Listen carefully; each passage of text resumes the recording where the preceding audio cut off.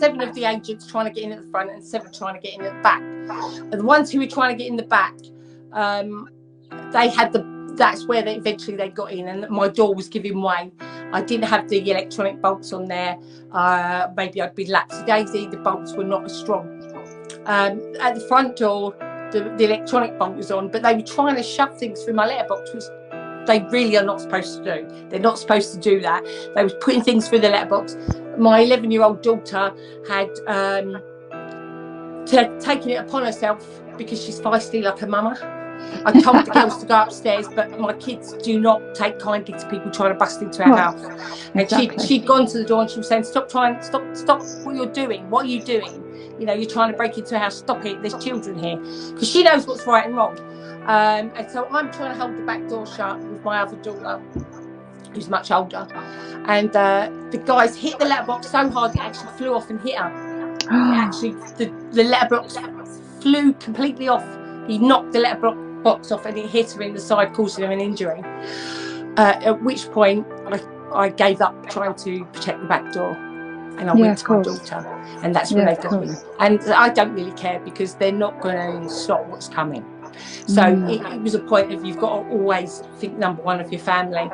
And so, you know, that was how they got into my house. But that's by the by.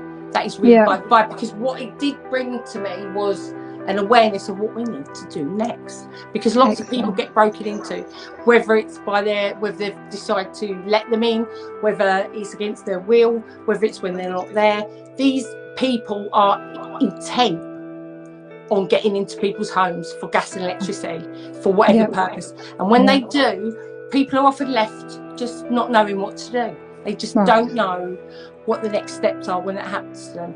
And so I feel that stage for me was a stage that was meant to happen, so that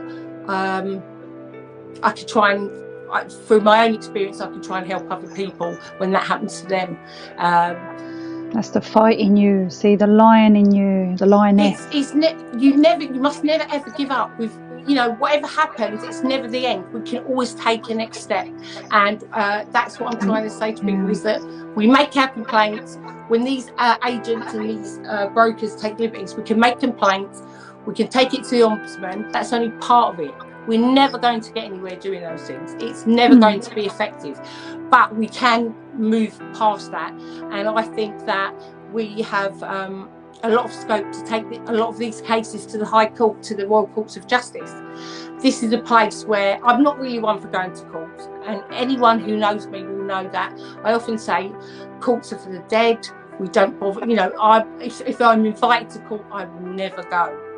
But once we are on the other side of the coin and we're looking to take these people to court, we need some case law on the meter issue, on the issues of meters and the legalities of people changing their own meters.